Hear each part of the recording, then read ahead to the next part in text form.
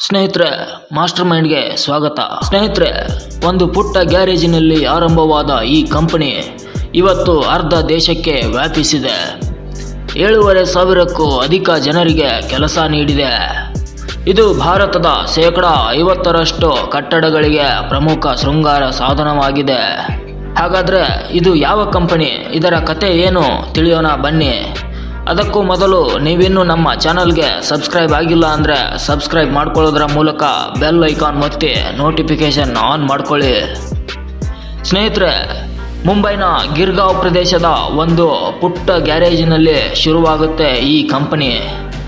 ಅಂದು ತಿಂಗಳಿಗೆ ಬರೀ 75 ರೂಪಾಯಿ ಬಾಡಿಗೆ ಕಟ್ಟುತ್ತಿದ್ದ ಈ ಸಂಸ್ಥೆ ಇಂದು ದೇಶಾದ್ಯಂತ ಪರಿಚಿತವಾಗಿದೆ.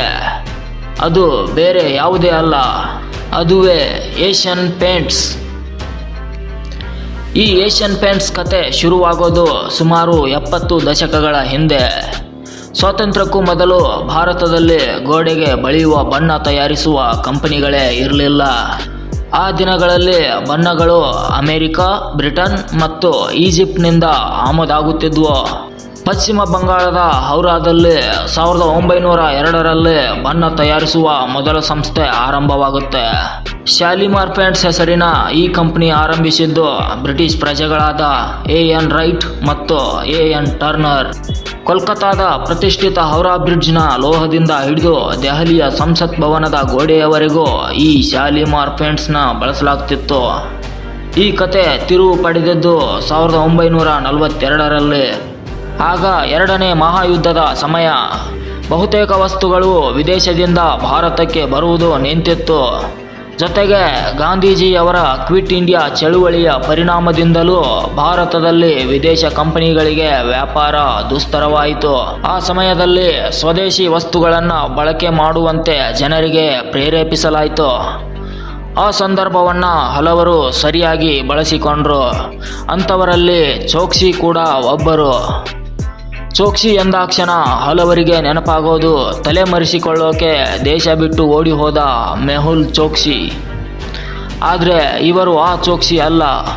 ಇವರು ಇಂದು ವಿಶ್ವದಾದ್ಯಂತ ಹೆಸರುವಾಸಿಯಾಗಿರುವ ಏಷ್ಯನ್ ಪೇಂಟ್ಸ್ ಸಂಸ್ಥೆಯ ಉಗಮಕ್ಕೆ ಕಾರಣರಾದ ಚಂಪಕ್ಲಾಲ್ ಚೋಕ್ಸಿ. ಏಷ್ಯನ್ ಪೇಂಟ್ಸ್ ಆರಂಭ ಮಾಡಿದಾಗ ಚಂಪಕ್ಲಾಲ್ ಚೋಕ್ಸಿಯವರಿಗೆ ಕೇವಲ 26 ವರ್ಷ ವಯಸ್ಸು. ಚಂಪಕ್ಲಾಲ್ ತಮ್ಮ ಸ್ನೇಹಿತರಾದ ಚಮನ್ಲಾಲ್ ಚೋಕ್ಸಿ, ಸೂರ್ಯಕಾಂತ್ ದಾನಿ ಮತ್ತು ಅರವಿಂದ್ ವಕೀಲ್ ಎಂಬ 3 ಸ್ನೇಹಿತರೊಡನೆ ಪೇಂಟ್ ತಯಾರಿಸುವ ಕಂಪನಿ ಶುರು ಮಾಡಲು ನಿರ್ಧರಿಸ್ತಾರೆ. ಈ 4 ಸೇರಿ ಮೊದಲು ಈ ಸಂಸ್ಥೆಯನ್ನು ಶುರು ಮಾಡಿದ್ದು ಒಂದು ಪುಟ್ಟ ಗ್ಯಾರೇಜಿನಲ್ಲಿ. ಆಗ ಆ ಗ್ಯಾರೇಜಿಗೆ ತಿಂಗಳಿಗೆ 75 ರೂಪಾಯಿ ಬಾಡಿಗೆ ಇರುತ್ತೆ. ತಮ್ಮ ಕಂಪನಿಗೆ ಏನು ಹೆಸರಿಡಬೇಕೆಂದು ತಿಳಿಯದಿದ್ದಾಗ 4 ಸೇರಿ ಟೆಲಿಫೋನ್ ಡೈರೆಕ್ಟರಿಯ ಒಂದು ಪುಟ ತೆರೆಯುವುದು ಮತ್ತು ಆ ಪುಟದಲ್ಲಿರುವ ಮೊದಲ ಹೆಸರನ್ನೇ ತಮ್ಮ ಕಂಪನಿಗೆ ಇಡುವುದು ಎಂದು ನಿರ್ಧರಿಸ್ತಾರೆ. ಹಾಗೆ ತೆರೆದಾಗ ಮೊದಲು ಕಂಡದ್ದು ಏಷ್ಯನ್. ಆದ್ದರಿಂದ ಸಂಸ್ಥೆಗೆ ಏಷ್ಯನ್ ಪೇಂಟ್ಸ್ ಎಂದು ಹೆಸರಿಡ್ತಾರೆ. ಆರಂಭದಲ್ಲಿ ವ್ಯಾಪಾರ ಸುಲಭ ಇರೋದಿಲ್ಲ. ಶಾಲಿಮಾರ್ ಮತ್ತು ಇತರ ಕಂಪನಿಗಳು ತಮ್ಮ ವಿತರಕರಿಗೆ ಹೆಚ್ಚು ಲಾಭಾಂಶ ನೀಡ್ತಿದ್ರು. ಹಾಗಾಗಿ ಹೊಸ ಕಂಪನಿಯ ಮೇಲೆ ಯಾರಿಗೂ ಭರವಸೆ ಮೂಡ್ತಿರಲಿಲ್ಲ. ವಿತರಕರು ಹಳೆಯ ಸರಕನ್ನೇ ಪ್ರೋತ್ಸಾಹಿಸ್ತಿದ್ರು. ಇದನ್ನು ಅರಿತ ಚಂಪಕ್ಲಾಲ್ ಹಳ್ಳಿಗಳಿಗೆ ಹೋಗಿ ಸಣ್ಣ ವಿತರಕರನ್ನು ಭೇಟಿ ಮಾಡ್ತಾರೆ ಮತ್ತು ಕೆಲವು ಕಡೆ ಹೊಸ ವಿತರಕರನ್ನು ನಿಯೋಜಿಸ್ತಾರೆ. ಮೀಡಿಯೇಟರ್ಗಳು ಇಲ್ಲದೆ ಕಂಪನಿ ಜೊತೆಗೆ ನೇರ ಸಂಪರ್ಕ ಸಿಕ್ಕಿದ್ದು ಅವರಿಗೂ ಖುಷಿಯಾಗುತ್ತೆ. ತಮ್ಮ ಬಣ್ಣಗಳ ಮಾರಾಟವನ್ನು ಹಳ್ಳಿಗಳಿಂದ ಶುರು ಮಾಡಿದ ಚಂಪಕ್ಲಾಲ್ ಮೊದಲು ಹೋದದ್ದು ಸತಾರಾ ಪ್ರದೇಶದ ಸಾಂಗ್ಲಿಗೆ. ಆ ದಿನಗಳಲ್ಲಿ ಸಾಂಗ್ಲಿಯಲ್ಲಿ ಸಂಕ್ರಾಂತಿ ಹಬ್ಬವನ್ನು ಅದ್ದೂರಿಯಾಗಿ ಆಚರಿಸಲಾಗ್ತಿತ್ತು. ಸಂಕ್ರಾಂತಿ ಪ್ರಯುಕ್ತ ರೈತರು ಹಸುಗಳ ಕೋಡುಗಳಿಗೆ ಬಣ್ಣ ಹಚ್ತಿದ್ರು. ಅದನ್ನು ನೋಡಿದ ಚಂಪಕ್ಲಾಲ್ ಕೋಡಿಗೆ ಹಚ್ಚಲು ಬೇಕಾಗುವಷ್ಟು ಬಣ್ಣವನ್ನು ಫ್ರೀಯಾಗಿ ಕೊಡ್ತಾರೆ. ಇನ್ನು ದಕ್ಷಿಣ ಭಾರತದ ಕಡೆ ಮನೆಯ ಬಾಗಿಲು ಮತ್ತು ಹೊಸ್ತಿಲುಗಳಿಗೆ ಬಣ್ಣಗಳಿಂದ ಅಲಂಕರಿಸ್ತಿದ್ರು. ಇದನ್ನು ಕಂಡ ಚಂಪಕ್ಲಾಲ್ ಅವರಿಗೂ ಕೂಡ ಫ್ರೀಯಾಗಿ ಬಣ್ಣ ಹಂಚ್ತಾರೆ. ಹೀಗೆ ವಿಸ್ತರಿಸ್ತಾ ಏಷ್ಯನ್ ಪೇಂಟ್ಸ್ ಜನರಿಗೆ ಬಹುಬೇಗ ಪರಿಚಯವಾಗುತ್ತೆ. ಮೊದಲು ಏಷ್ಯನ್ ಪೇಂಟ್ಸ್ನ ತಿರಸ್ಕರಿಸಿದ್ದ ವಿತರಕರು ತಾವೇ ಹುಡುಕಿಕೊಂಡು ಬರುವಂತಾಗುತ್ತೆ. ಆ ಕಾಲದಲ್ಲಿ 2 ಬಗೆಯ ಬಣ್ಣ ತಯಾರಾಗ್ತಿತ್ತು. ಒಂದು ಕಾರ್ಖಾನೆಗಳಿಗೆ ಬಳಸುವ ಕಡಿಮೆ ದರದ ಬಣ್ಣ, ಇನ್ನೊಂದು ಮನೆಗಳು ಮತ್ತು ವಾಣಿಜ್ಯ ಮಳಿಗೆಗಳಿಗೆ ಬಳಸುವ ಉತ್ತಮ ಗುಣಮಟ್ಟದ ಬಣ್ಣ. ಮಾರುಕಟ್ಟೆಯನ್ನು ಚೆನ್ನಾಗಿ ಅರಿತಿದ್ದ ಚಂಪಕ್ಲಾಲ್ ಮೊದಲನೆಯದರ ಕಡೆಗೆ ಆಸಕ್ತಿ ತೋರದೆ ಗ್ರಾಹಕರ ಬೇಡಿಕೆಯ ಉತ್ಪನ್ನದ ಕಡೆಗೆ ಗಮನ ಹರಿಸಿದ್ರು. ಆಗ ಎರಡು ಬಗೆಯ ಪೇಂಟ್ ತಯಾರಾಗ್ತಿತ್ತು. ಒಂದು ಡ್ರೈ ಡಿಸ್ಟೆಂಪರ್, ಇನ್ನೊಂದು ಪ್ಲಾಸ್ಟಿಕ್ ಎಮುಲ್ಷನ್. ಡಿಸ್ಟೆಂಪರ್ನ ಬೆಲೆ ಕಡಿಮೆ ಮತ್ತು ಇದರ ಬಣ್ಣ ಕಿತ್ತು ಬರುವುದು, ಬಟ್ಟೆಗೆ ಅಂಟಿಕೊಳ್ಳುವುದು, ವಾಸನೆ ಬರುವುದು ಇತ್ಯಾದಿ ಅನಾನುಕೂಲಗಳಿದ್ವು. ಆದರೆ ಪ್ಲಾಸ್ಟಿಕ್ ಎಮಲ್ಷನ್ನಲ್ಲಿ ಇದ್ಯಾವುದೂ ಇರಲಿಲ್ಲ ಮತ್ತು ಇದರ ಬೆಲೆ 5 ಪಟ್ಟು ಹೆಚ್ಚಾಗಿತ್ತು. ಇದಕ್ಕೆ ಪರಿಹಾರ ಕಂಡುಕೊಳ್ಳಬೇಕೆಂದು ನಿರ್ಧರಿಸಿದ ಚಂಪಕ್ಲಾಲ್ ಭಾರತದ ಬಣ್ಣದ ಜಗತ್ತಿನಲ್ಲಿ ಕ್ರಾಂತಿ ಹುಟ್ಟಿಸಿದ್ರು. ಎಮಲ್ಷನ್ನ ಎಲ್ಲ ಗುಣಗಳನ್ನು ಹೊಂದಿರುವ ಮತ್ತು ಕಡಿಮೆ ಬೆಲೆಯಲ್ಲಿ ವಾಷಬಲ್ ಡಿಸ್ಟೆಂಪರ್ ಅನ್ನು ಶುರು ಮಾಡ್ತಾರೆ. ಡಿಸ್ಟೆಂಪರ್ನ ಬೆಲೆ ಕಡಿಮೆ ಮತ್ತು ಇದರ ಬಣ್ಣ ಕಿತ್ತು ಬರುವುದು, ಬಟ್ಟೆಗೆ ಅಂಟಿಕೊಳ್ಳೋದು, ವಾಸನೆ ಬರುವುದು ಇತ್ಯಾದಿ ಅನಾನುಕೂಲಗಳಿದ್ವು.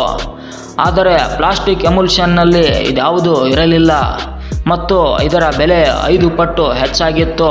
ಇದಕ್ಕೆ ಪರಿಹಾರ ಕಂಡುಕೊಳ್ಳಬೇಕೆಂದು ನಿರ್ಧರಿಸಿದ ಚಂಪಕ್ಲಾಲ್ ಭಾರತದ ಬಣ್ಣದ ಜಗತ್ತಿನಲ್ಲಿ ಹೊಸ ಕ್ರಾಂತಿ ಹುಟ್ಟಿಸಿದ್ರು. ಎಮುಲ್ಷನ್ನ ಎಲ್ಲ ಗುಣಗಳನ್ನು ಹೊಂದಿರುವ ಮತ್ತು ಕಡಿಮೆ ಬೆಲೆಯಲ್ಲಿ ಸಿಗುವ ವಾಷಬಲ್ ಡಿಸ್ಟೆಂಪರ್ ಅನ್ನ ಶುರು ಮಾಡ್ತಾರೆ. ಇದನ್ನ ಜನಗಳು ಕೂಡ ಅಪ್ಪಿಕೊಳ್ತಾರೆ. ಇದರಿಂದಾಗಿ ತಿಂಗಳಿಗೆ 75 ರೂಪಾಯಿ ಬಾಡಿಗೆಯ ಗ್ಯಾರೇಜಿನಲ್ಲಿ ಶುರುವಾದ ಸಂಸ್ಥೆ 10 ವರ್ಷದ ಅವಧಿಗೆ ವಾರ್ಷಿಕ 23 ಕೋಟಿ ರೂಪಾಯಿ ವಹಿವಾಟು ಮಾಡುವ ಮಟ್ಟಿಗೆ ಬೆಳೆದು ನಿಲ್ಲುತ್ತೆ. 25 ವರ್ಷದ ಅವಧಿಗೆ ದೇಶದ ಪೇಂಟ್ ತಯಾರಿಕೆಯ ಕಂಪನಿಗಳ ಪೈಕಿ ನಂಬರ್ 1 ಸ್ಥಾನಕ್ಕೆ ಇರುತ್ತೆ. ಅಂದಿನಿಂದ ಇಂದಿನವರೆಗೂ ಅಂದರೆ ಸುಮಾರು 57 ವರ್ಷಗಳಿಂದ ಏಷ್ಯನ್ ಪೇಂಟ್ಸ್ ಈ ಸ್ಥಾನ ಯಾರಿಗೂ ಬಿಟ್ಟುಕೊಟ್ಟಿಲ್ಲ. ಇನ್ನು ಭಾರತದಲ್ಲಿ 10, ಶ್ರೀಲಂಕಾ ಮತ್ತು ನೇಪಾಳದಲ್ಲಿ ತಲಾ 2, ಇಥಿಯೋಪಿಯಾದಲ್ಲಿ 3, UAE, ಒಮಾನ್, ಬಾಂಗ್ಲಾದೇಶ್ ಮತ್ತು ಫಿಜಿ ಮುಂತಾದ ದೇಶಗಳಲ್ಲಿ ತಲಾ 1ರಂತೆ 25ಕ್ಕೂ ಹೆಚ್ಚು ಉತ್ಪಾದನಾ ಘಟಕ ಹೊಂದಿದೆ. ಈ ಸಂಸ್ಥೆಯ ಆದಾಯದಲ್ಲಿ 45%ಕ್ಕೂ ಹೆಚ್ಚು ಭಾಗ ವಿದೇಶಗಳಿಂದ ಬರುತ್ತಿದೆ. ಏಷ್ಯನ್ ಪೇಂಟ್ಸ್ನ ಸಾಹಸ ಅಲ್ಲಿಗೆ ನಿಲ್ಲುವುದಿಲ್ಲ. 1970ರಲ್ಲಿ ಅಂದರೆ ಮುಂಬೈನ IIT ಮತ್ತು ಇಸ್ರೋ ಸಂಸ್ಥೆಗಿಂತಲೂ 10 ವರ್ಷ ಮೊದಲೇ ಸೂಪರ್ ಕಂಪ್ಯೂಟರ್ ಅನ್ನು ಖರೀದಿಸಿತ್ತು. 1999ರಲ್ಲಿ ಸರಕು ಪೂರೈಕೆ ಮತ್ತು ನಿರ್ವಹಣೆಯಲ್ಲಿ ಬಳಸುವ ಅಮೆರಿಕಾದ ತಂತ್ರಜ್ಞಾನವನ್ನು ಭಾರತಕ್ಕೆ ಪರಿಚಯಿಸಿದ್ದು ಇದೇ ಏಷ್ಯನ್ ಪೇಂಟ್ಸ್. ಇನ್ನು 2010ರಿಂದ 2015ರ ವೇಳೆಗೆ ಸರಕು ಸಾಗಿಸುವ ತನ್ನ ಎಲ್ಲ ವಾಹನಗಳಲ್ಲೂ GPS ಅನ್ನು ಅಳವಡಿಸಿತು.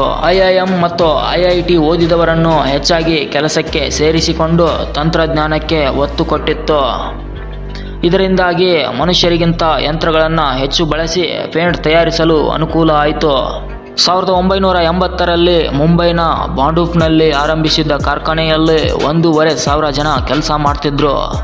ಇಂದು ಅದೇ ಪ್ರಮಾಣದ ಹೊಸ ಕಾರ್ಖಾನೆಗಳನ್ನು 100 ಜನರಿಂದ ಆರಂಭಿಸುವ ಮಟ್ಟಕ್ಕೆ ಬಂದು ನಿಂತಿದೆ. ಆದಾಗ್ಯೂ 7,500ಕ್ಕೂ ಅಧಿಕ ಜನರಿಗೆ ಏಷ್ಯನ್ ಪೇಂಟ್ಸ್ ಕೆಲಸ ಕೊಟ್ಟಿದೆ.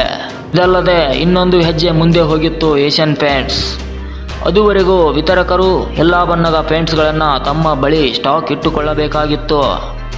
ಅದಕ್ಕೆ ವರವಾಗಿ ಬಂದಿದ್ದೆ ಪೇಂಟ್ ಟಿಂಟಿಂಗ್ ಮಷೀನ್. ಇದು 2 ಬಗೆಯ ಬಣ್ಣ ಸೇರಿಸಿ ಇನ್ನೊಂದು ಬಣ್ಣವಾಗಿ ಮಾರ್ಪಡಿಸುವ ಸಾಧನ. ಇದರಿಂದ ವಿತರಕರು ಕೆಲವೇ ಬಣ್ಣ ಇಟ್ಟುಕೊಂಡು ಗ್ರಾಹಕರಿಗೆ 100 ಬಣ್ಣ ತಯಾರಿಸಿಕೊಡಲು ಅನುಕೂಲ ಆಯಿತು. ಇಂದು ಏಷ್ಯನ್ ಪೇಂಟ್ಸ್ನ 50,000ಕ್ಕೂ ಹೆಚ್ಚು ವಿತರಕರ ಬಳಿ ಈ ಸಾಧನಗಳಿವೆ. ಏಷ್ಯನ್ ಪೇಂಟ್ಸ್ ಇಂದು 25,000 ಕೋಟಿ ರೂಪಾಯಿಗಳ ವಹಿವಾಟು ನಡೆಸಿದರೆ ದೇಶದ 2ನೇ ಮತ್ತು 3ನೇ ಸ್ಥಾನದಲ್ಲಿರುವ ಬರ್ಜರ್ ಮತ್ತು ನೆರೋಲ್ಯಾಕ್ 2ರ ವಹಿವಾಟು ಸೇರಿಸಿ ಕೇವಲ 13 ಕೋಟಿಗೂ ಕಡಿಮೆ. ಏಷ್ಯನ್ ಪೇಂಟ್ಸ್ ಏಷ್ಯಾದ ಪೇಂಟ್ ತಯಾರಿಸುವ ಸಂಸ್ಥೆಗಳ ಪಟ್ಟಿಯಲ್ಲಿ 2ನೇ ಸ್ಥಾನ ಮತ್ತು ವಿಶ್ವದ ಪಟ್ಟಿಯಲ್ಲಿ ಮೊದಲ 5ರ ಸ್ಥಾನದಲ್ಲಿದೆ. ಸ್ನೇಹಿತರೆ, ನೀವು ಕುಳಿತ ಕೋಣೆಯ ಗೋಡೆಯನ್ನೊಮ್ಮೆ ನೋಡಿ. ಅದು ಏಷ್ಯನ್ ಪೇಂಟ್ಸ್ ತಯಾರಿಸಿದ ಬಣ್ಣ ಹೊತ್ತಿರಬಹುದು. ಏಕೆಂದರೆ ಇಂದು ಭಾರತದ 50%ಕ್ಕೂ ಹೆಚ್ಚು ಕಟ್ಟಡಗಳಿಗೆ ಇದು ಶೃಂಗಾರ ಸಾಧನವಾಗಿದೆ.